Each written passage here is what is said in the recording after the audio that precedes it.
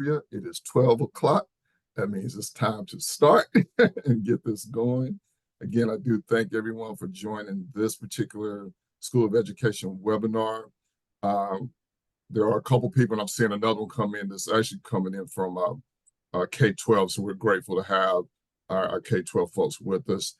I am Darwin Mills. I'm going to jump into the presentation. The way we're going to do this particular webinar, it's going to be a presentation, but then near the end, Dr. Donna Smith is going to share a little bit about her past research in this field and area, and then also her experience as a mathematics specialist. And Dr. Tamara Smith-Moyler, who I'm going to introduce both more specifically here in a minute, she unfortunately had a medical emergency and she's been in the hospital since Monday. So I do ask for prayers for her, but she was in great spirits this morning when we text. We've been communicating every day, try not to bother her, but still, she really hated to miss this. And I want to put publicly out that she did a lot of the work in our collaboration for this presentation. So I just want everybody to know that and just lift her in your prayers. Let's get started. So again, this is about the importance of mathematics specialists in schools to help build teacher capacity. Again, with me, or not with me today, is Dr. Tamara Smith-Moyler, but I still want to introduce her in terms of some of her accolades. She is an educational specialist for mathematics at the Virginia Department of Education's Training and Technical Assistance Center, called TTAC, at Old Dominion University. She provides professional development, coaching, and resources for educators in regions 2 and 3 within the Commonwealth to improve academic outcomes for all students, especially those with disabilities. She's passionate about meeting the needs of students from every demographic. Tamara has presented at the local, state, and national levels on the impact of teachers and teacher collaboration on student success, emotionally, behaviorally, and academically. She is also an adjunct instructor at Regent University, teaching graduate level courses in the special education, leadership and mathematics education, and career switcher programs. She holds a Bachelor of Science degree in interdisciplinary studies and a Master of Arts degree in urban education with a mathematics specialist certification from Norfolk State University, respectively, an educational specialist degree in educational leadership, and a Doctor of Education degree in advanced educational leadership from Regent University, respectively. And we'll move on now to Dr. Donna Smith, who is currently assistant principal within the Norfolk Public Schools. She is passionate about students, teachers, and families she serves in the Hampton Roads area. Donna holds an associate degree in early childhood education from Tidewater Community College, a Bachelor of Science degree in elementary education from Norfolk State University, a Master of Education degree in educational leadership, an educational specialist degree in leadership and mathematics education with a mathematics specialist endorsement, and an educational specialist degree in advanced educational leadership, and lastly, a Doctor of Education degree in advanced educational leadership, all from the great Regent University. And Dr. Linda Groves, who's our colleague, was actually the chairperson for both Tamara and Donna's dissertations. So they're Smith Squared, even though Tamara's not Smith-Moyler, but we have our Smith Squared. So that is our wonderful team. A little bit about yours truly. Dr. Darwin Mills, assistant professor here at Regent University School of Education. Very proud of that. I am the director for the Leadership in Mathematics Education program that we do have here. I'm a 31-year pre-K through 12 veteran, so I was a high school mathematics teacher, served in other roles as building-based administrator, central office administrator, and I also was 5 years as a mathematics supervisor for Portsmouth and Newport News Public Schools, respectively. So hence my love and feel for what we're about to discuss today. All right. So moving to this position statement. This position statement we felt is very important to share. It's a joint position statement from the Association of Mathematics Teachers Educators, which is AMTE, the Association of State Supervisors of Mathematics, the National Council of Supervisors of Mathematics, and the National Council of Teachers of Mathematics. They call for elementary mathematics specialists to help ensure equitable and effective mathematics learning for each and every student. As you notice on this position statement, we have a particular part that's underlined we want to draw your attention to. That particular part says, elementary mathematics specialists positively affect student achievement, particularly when they have a completed specialized preparation and have sufficient time to interact with teachers. Please keep that in mind. That's going to be something that we continue to discuss as we move through. Another thing we wanted to bring to attention is the state of Virginia actually has an endorsement for a mathematics specialist for elementary and middle education, K through 8. And on this screen are just the requirements of what a person would need to do. But we want to move forward with this. And to the next part is another code that the Virginia Department of Education has out in reference to this mathematics specialist degree. They have 17 competencies that these particular candidates should be able to demonstrate to ensure that they can have this endorsement. We did not list the competencies at this time. We thought it'd be more important to actually give you or point out the true definition, or at least what Virginia says is the definition of a mathematics specialist, because I want to keep reiterating this as we go through the presentation. So their statement is a mathematics specialist is a teacher in the elementary and middle grades who has interest and special preparation in mathematics content, scientifically based research in the teaching and learning of mathematics, diagnostic and assessment methods, and leadership skills. The school-based mathematics specialist shall serve as a resource in professional development, instructing children who are having learning difficulties in mathematics, curriculum development and implementation, mentoring new teachers, and parent and community education. Long definition, but really important. The administrators within a building or a school district, their interpretation for the best use of a specialist is one issue that does exist for schools. We are fortunate enough to have a mathematics specialist, as we stated, but if that person being the administrator utilizes the person in an inaccurate way is kind of what we're getting at. We do need to be careful with that. But there is some ambiguity. For example, some school districts may hire what's called a mathematics interventionist or a coach or a specialist. So you see the variance in the name can sometimes cause some ambiguity of what they should actually do. So if we refer back to the position statement, to those four national mathematics associations that produced that particular position statement, they further state a few other things that I thought would be important to share. One point is the work of elementary mathematics specialists takes many forms, including work with teachers and work with students. These specially prepared professionals are regularly involved in mentoring novice and experienced teachers, coaching, which often includes co-planning and co-teaching, planning and providing professional development opportunities, and planning for and helping to maintain professional learning communities. Again, it matches what Virginia states. Here's the catcher. As mathematics interventionists, if you use that term, those professionals will provide rigorous and engaging instruction for students needing additional support or further challenge. They may also plan for and coordinate the efforts of others providing mathematics intervention.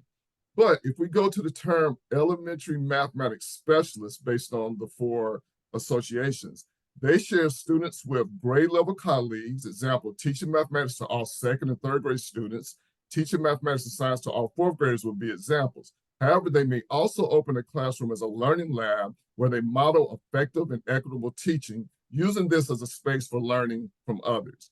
Regardless of their role, when elementary mathematics specialists interact with groups of teachers, they can leverage powerful professional learning techniques such as doing math together, co-planning and co-teaching, examining student work, and analyzing video or live lessons. Doing so regularly builds continuity and maintains momentum for refining practice.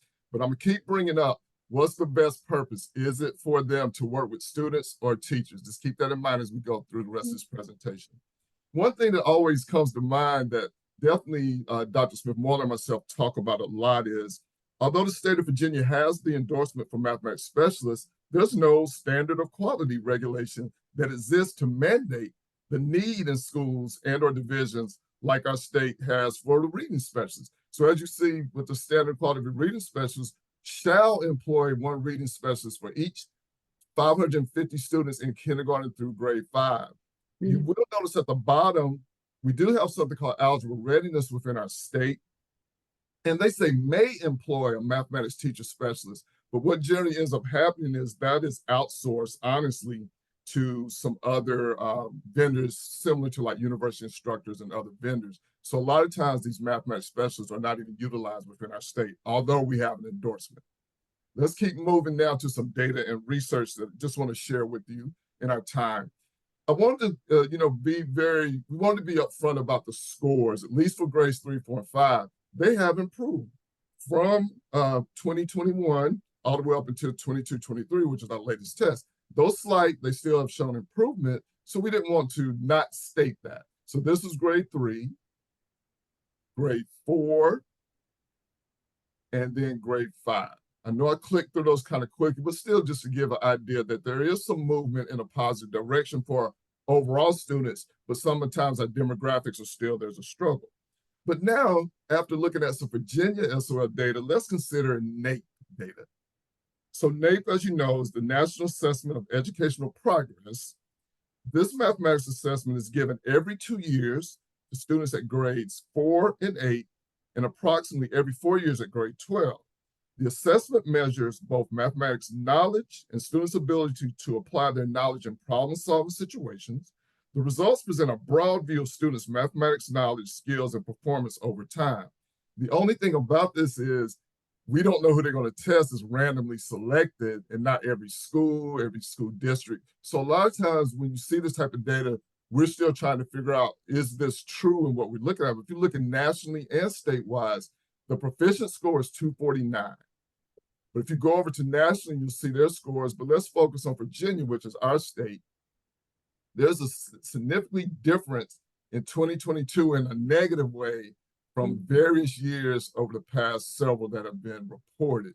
So bottom line, there still is a need all across our country and across really definitely our states. I keep reiterating about Virginia. We do need some assistance with our students in mathematics classrooms. But again, just wanted to share the positive first from our Virginia. But again, you still see there's need in the NAEP world. So let's get back on track to our title of our webinar, and that is the importance of mathematics specialists in schools to help build teacher capacity. So we've given you a little bit of data, but let's move to some research, and let's just see what the research is telling us. So if you look at this slide titled Elementary Teachers, Content and Pedagogical Knowledge, there are a few quotes that I have, and some, as you'll see, Dr. Smith-Moyler's name mentioned. I'm going to read these, but I'm going to talk about the one in the middle a little bit. The first quote says, teachers must understand mathematics deeply themselves if they are to engage students in mathematical experiences. They cannot offer content knowledge to students that they themselves do not have. I'm going to go to the bottom quote for a second. Every elementary student deserves a teacher who knows very well the mathematics that students are to learn. But the one in the middle, many years back when, again, the struggle across the nation was that our students are struggling mathematically, a consortium was put together, National Resource Council, and they created a book called Adding It Up. And in that book, this quote resonated with me like none other, and something I've used in presentations forever. But it clearly says, in the course of your work as teachers, you must understand mathematics in ways that allow you to explain and unpack ideas in ways not needed in ordinary adult life. And that always resonated with me that, wow, we have to understand mathematics at the deepest of levels. And that's it. And there's times where the students will ask me, what are we doing this for? And all that. It's even deeper than that for us. But I do want to still state some things like, I had a mentor and she was all about, don't do sloppy mathematics. So I'm going to bring one thing to you guys' attention that a lot of you remember. And I can't see you all, but I know y'all remember PEMDAS, or please excuse my dear Aunt Sally. So when we're dealing with order of operations, it's a great mnemonic device, definitely should be used, but there can be fallacies from that. And we see it often because of the order that it's in.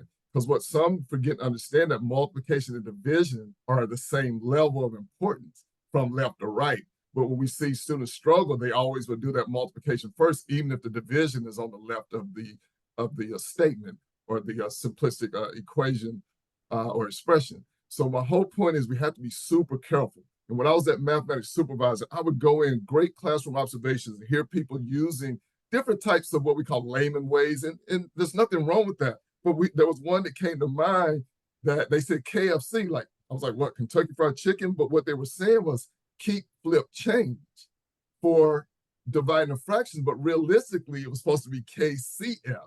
It's keep, change, flip. So my point is, these students were listening, they were getting excited, the teacher was enthusiastic, but invariably sometimes they were building some fallacies that they didn't purposely want to do. So I just wanted to point those couple things out to you, is that we need teachers to be true content experts and to know it at deeper levels than even their young people can even imagine. Let's move on to our next type of studies. It's about teacher confidence and self-efficacy. Various researchers, including Dr. Smith-Moyler, looked into the effect of teacher confidence, self-efficacy, and a more contemporary term that we would use in urban areas, swagger. Do you have the swagger when it comes to teaching mathematics to our young people? The work of a famed psychologist named Albert Bandura, and I'm sure many of you are aware of Albert Bandura, is often mentioned when it comes to self-efficacy. One definition he has that's here on the screen: focus on judgment of how well one can organize and execute the behaviors required to produce an outcome. And I just thought that was something important to mention to you all. Also, again, some studies that Tamara dealt with, teacher self-efficacy for teaching mathematics. Again, it's a belief system affecting not only the behaviors and actions, but also thoughts and feelings. Self-efficacy is task and situation specific and focuses on beliefs about whether behaviors can be performed. Even yours truly, way back in 2009, my study was based on collective teacher efficacy and how a group felt they could impact education within a building. And we did find it to be statistically significant for grades 3 mathematics, when schools who are more highly efficacious, actually every demographic, no matter what it was, the scores on the SOL, mean scores, were much better than those for the lower efficacious schools. So the efficacy, confidence, and swagger that's needed is very important as well. A couple other ones. Pereira and John in 2020 says teacher self-efficacy for teaching math is positively associated with class average math achievement, indicating that classes taught by teachers with stronger self-efficacy beliefs for teaching math tend to have higher average math achievement. And we want to keep moving with a couple more mentions. Again, mentoring and providing collegial support to teachers to improve their content, pedagogical content knowledge can transform their instructional practices, as well as having opportunities to plan, co-teach, analyze, and reflect upon mathematics lessons can also increase teacher self-efficacy for teaching mathematics. Those are some of the same things that just keep being reiterated in everything we're presenting. Two other studies that I do want to mention before we get too far down. Let me go back to this one. It's an NCTM study. And again, it's things that most of us realize. It just focused on the impact of coaching teachers, and students concluded that NCTM concluded that the two major areas of impact are improving teacher instructional practice and improving student achievement. But the two studies I really wanted to point out are quantitative in nature, and we at least wanted to put that into the atmosphere. This one particular one was entitled Mathematics Specialists Have Had a Significant Impact on Student Achievement in Virginia, Campbell and Malkus in 2013. What they did is this study involved 24,500 test scores that they pulled from grades 3, 4, and 5 in 36 schools across 5 Virginia school divisions over a 3-year period, and compared to some control schools. And you will see from the graphic that the scores were definitely higher at these schools that had this particular assistance. The policy leaders and principals in the research from these school divisions had unanimous confidence in the in-school coaching model and were eager to implement it in all elementary and middle schools after, again, seeing such success from these are the schools, again, the control were lower, the experimental schools that had this math specialist in helping have those type of gains in their scores from grades 3 through 5. Another study, very similar, exploring relationships among responsibilities of mathematics coaches and specialists in student achievement by Harvard and others in 2021. They actually went back, this study examined, even though it was years back, the 2011 NAEP data, and they used this to explore relationships between principal reported time spent on the different NAEP responsibilities of mathematics coaches and specialists. and achievement scores of approximately 37,400 fourth grade students in over 1,500 United States elementary schools. You can see at the responsibility and then compare it to the result and the statistical significance in each situation. For example, in the top one, provide technical assistance support to individual teachers about mathematics content or teaching of mathematics, show gains. And you can see the other three as well, other two as well. So I'm going to move because this is something I want to get to, and I do want Donna to have some time to share a little bit about her study. But I want y'all to reflect back again about the definition of mathematics specialist that I've been talking about through this presentation. And think about the role. And the role has been, should they work with students or should they work with teachers? And we know it's both. But I just want you to think about John Maxwell's law of explosive growth. If they only work with a few students, that would be great, but it still has minimal impact. But look at these next slide and just reflect with me. Food for thought. Let's say this math specialist worked with, 5 teachers that are listed here. Think about then each teacher have an impact on 5 students, and then so forth and so on. The whole point is, through this explosive growth, we feel strongly that the more impact they have on teachers will have a wider range of impact on students. And at this point, Dr. Smith, if you're ready, I know I've talked enough. I want you just to discuss a little bit about factors influencing the effectiveness of a mathematics specialist, and then you can move into discussing your study as well as your experiences. All right, thank you. So I'm actually going to start with the study just because I kind of want to touch on some things that Dr. Mel shared. So my study was on the impact of elementary mathematics specialists and the achievement scores of grade 3 through 5 students. And so what I did was I looked at the scores based on whether they had a full-time math specialist, part-time math specialist, or no math specialist at all. And I did a causal comparative study. And at the end of my study, surprisingly, it had uncovered an inverse dose. So all the other studies that I looked at, everyone said that math specialists make a difference. And Dr. Mills referenced a lot of this when he was talking. Campbell and Malkus and McGaitha and, Barry, all of them. And my study showed the opposite of that.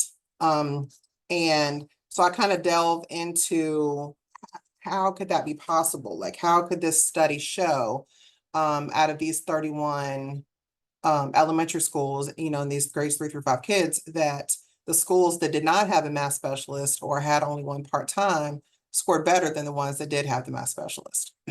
So that's what I was looking at in my study to find out why that was. Now, speaking from my own experience as a mathematics specialist, when I finished my degree at Region, I was gung-ho and I had all these great plans to increase the tier 1 instruction with our teachers. And, I went into the school with a plethora of things, my notebook that I created when I was at Region and all these things in my toolbox that I was ready. And I get to the school, and the first 2 weeks, the principal had me cleaning out classrooms for other teachers. Then I was handling discipline, and then I was given bus duty. And then I was told that I just needed to pull small groups. And, I had a conversation with the principal, and I was like, hey, if you allow me to do what I'm here for and work on this tier 1 instruction, I promise you we can get these scores up. I just need to be in the classroom so I can help, so I can coach, so I can model, so I can, do all these things with the teachers. And unfortunately, in my district, there was not a clear-cut thing about what we were supposed to do. It wasn't, our job description was laid out, but it wasn't kind of set in stone for our elementary principals. So when I'd go to our meetings and I'm like, hey, are y'all, in the classrooms with the teachers, or, what's going on? What are y'all doing at your schools? And they'll say the same thing. Oh, I'm covering the class because the teacher was out, or I'm doing this, or I'm doing that. And it's like every time we had a meeting, we were hearing the same thing from each other. that we were not there doing what, we were hired to do. And no matter how much we preach to our leader, she would go to the principal's meetings and she would share, this is how you're gonna, get your building, your scores up. This is how you're gonna do that. And they would still not utilize us in the correct way. Across the board, we were a second assistant principal. We were, like I said, bus duty, lunchroom duty, coverage, holding a child that was misbehaving until a parent could come. And that could be hours, sometimes. So it was very disheartening that I had all this experience, and I was a math teacher before I became a math specialist. I was also a math interventionist prior to becoming a math specialist, and I just could not share my knowledge like I should have been able to. And it showed, it reflected that, no matter how much I tried, it was reflective of that. And I can say, moving out of that position, I moved into an instructional coach position, and the title alone, and I think Dr. Mills spoke about that with the different titles. As the instructional coach of a building, I was never asked to cover a class. I was never asked to be another administrator. I was allowed to be with the teacher, and I was allowed to improve that tier 1 instruction so that we didn't have, all those tier 3 kids, because that really, if you improve the tier 1 instruction with the leader of the room, then you're still going to have tier 3, of course, but you're teaching the teacher how to teach. I went into a school where there were 16 teachers teaching math in 3 through 5.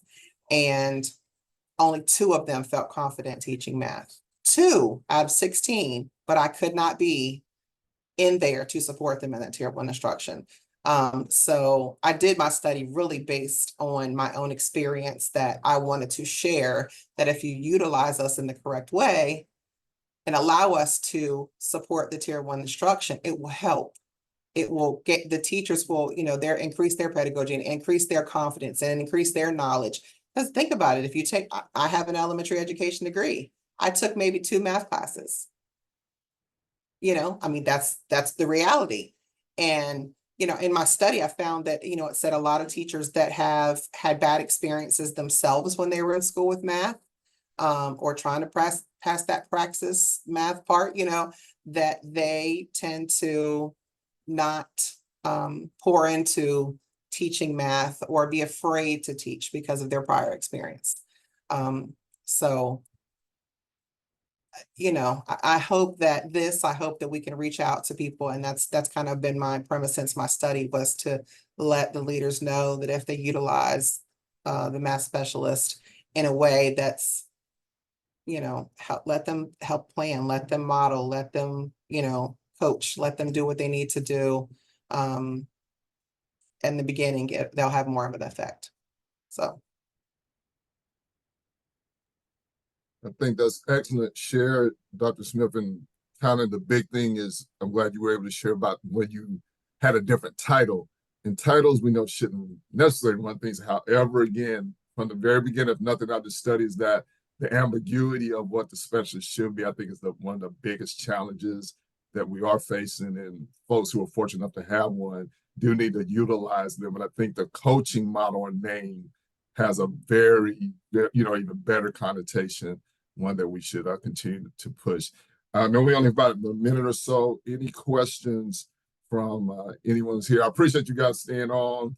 Again, the presentation part was, a little longer, but we really wanted to push out the facts before we could, allow, but I didn't leave a whole lot of time for Dr. Smith, but to me, she was eloquent in her 8 great minutes of sharing her experience and how important it is. So any questions at this time from anybody? Yeah, Darwin, if I can, let me set my camera up a little bit. Dr. Smith, thank you very much for that insight. And as you're talking about that, just reminds me, I've heard personally from so many reading specialists or ESL teachers that have been pulled from their primary assignment to step in to help. I know school safety is the #1 priority. And good leadership at these schools really matter. So I appreciate you bringing that to light, because that is something that we all, I would never want that type of story to dissuade somebody from going in there into that position. But the reality is, we hope that leaders find new ways to address this so that math specialist or your reading teacher can focus on the main thing, and that's improving the student sitting in that chair. So thank you for bringing that up. Yeah, right now, actually, in my district, because of this shortage that we have, when I see former colleagues that are math specialists, they're fourth grade teachers. They're not the reading specialists are in classrooms now. So it's like everybody's covering because of the big shortage that we're going through. And it's just and it's an HR issue, so I know we can't help it, but it's just such a disservice to the children, So thank you for acknowledging that. So this is where we come up with innovative ideas on how we can get those folks back into their primary role, and do the best we can to get competent folks that want to be in the classroom. So thank you so much. I appreciate the insight that all of you shared in Darwin. Thank you.